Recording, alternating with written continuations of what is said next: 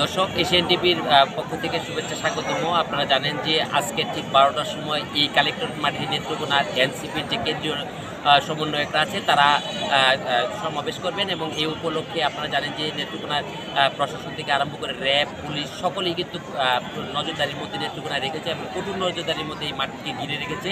একটু পরেই হয়তো তারা মাঠে আসবেন এবং সমাবেশে যোগ দিবেন। আপনারা জানেন যে গতকালকে সিলেট, সুনামগঞ্জ হয়ে কিশোরগঞ্জ হয়ে রাত 11টার পরে কেন্দ্রীয় সমন্বয়করা আপনার দুর্গাপুর উপজেলা কালচারাল একাডেমিতে ছিলেন এবং নেত্রকোনা সার্কিট হাউসে তারা রাত্রি যাপন করেছেন।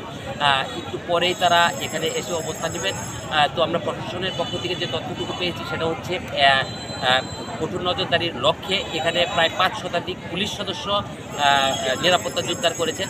জেলা পুলিশ সুপার মির্জা সাইম মাহমুদ আমাদেরকে জানিয়েছেন যে পর্যাপ্ত নিরাপত্তার ব্যবস্থার মধ্য দিয়ে কিন্তু আজকে নেত্রকোনায় সারাদিন যে সফল সমাবেশ সমন্বয়কদের কেন্দ্রীয় সমন্বয়ক সেটা বাস্তবায়ন করবে এবং একটু পরেই এখানে এসে এই নেত্রকোনা জেলার মুক্তারপাড়া অবস্থিত কালেক্টর মাঠেই কিন্তু সেই সমাবেশ তারা করবে বলে জানিয়েছেন। এবং জেলার যে সমন্বয়ক প্রীতম সোহাগ তিনি কিন্তু গতকাল বিকেলে এই কেন্দ্রীয় সমন্বয়কদের আগমন উপলক্ষে কিন্তু তারা সংবাদ সম্মেলন করে বিকেল 5টায় এবং সংবাদ সম্মেলনের সকল সাংবাদিক সহ সুশীল সমাজ এবং প্রশাসনের তারা সহযোগিতা কামনা করেন এবং সেই সংবাদ সম্মেলনের পরেই কিন্তু নেত্রকোনায় যে কেন্দ্রীয় সমন্বয়কদের আগমন উপলক্ষে যে উৎসাহ উদ্দীপনা সেটা জোরদার করা হয়েছে। আপনাদের কিন্তু একটু দেখানোর চেষ্টা করি। প্রচুর দর্শক এবং উৎসুক জনতা থেকে আরম্ভ করে ছাত্রছাত্রী থেকে আরম্ভ করে এবং ইসলামী যে দলগুলো রয়েছে তারা কিন্তু এখানে মাঠে এসে অবস্থান নিয়েছেন এবং তারা তাদের কেন্দ্রীয় নেতা যিনি সার্জিস আলম, হাসনাত আবদুল্লাহ, তাসনিম জারা সহ যারা কেন্দ্রীয় সমন্বয়ক আছেন তারা কিন্তু মাঠে আসার আগেই তাদের যে ভক্ত ইয়ারা ছিলেন, দলীয় নেতাকর্মী ছিলেন তারা কিন্তু ইতিমধ্যে মাঠে প্রবেশ করে ফেলেছেন এবং আপনারা জানেন যে একটু পরেই নেত্রকোনা সার্কিট হাউস থেকে কেন্দ্রীয় সমন্বয়ক হাসনাত আবদুল্লাহ, সার্জিস আলম, তাসনিম জারা এবং যারা আছেন নাহিদুল ইসলাম সহ সকলেই কিন্তু সার্কিট হাউস থেকে বের হয়ে এই সমাবেশে যোগ দিবেন এবং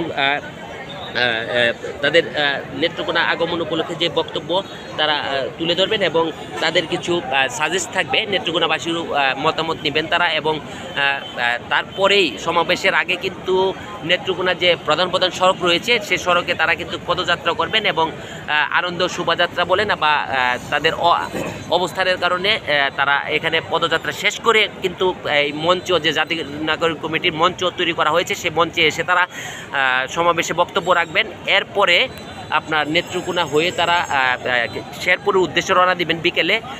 তো এখন পর্যন্ত মাঠে প্রচুর লোকজন আছে, গোয়েন্দা বাহিনীর লোক থেকে আরম্ভ করে র্যাব, আনসার, র্যাবের সদস্যরাও কিন্তু এসে উপস্থিত হয়েছেন এবং পর্যাপ্ত নিরাপত্তা ব্যবস্থার মধ্য দিয়ে আজকের এই সমাবেশ সম্পূর্ণ হবে বলে আমরা জানতে পেরেছি। তো এই ছিল নেত্রকোনা এনসিপির কেন্দ্রীয় কর্মসূচির অংশ হিসেবে এনসিপি সমাবেশের সর্বশেষ তথ্য। ধন্যবাদ।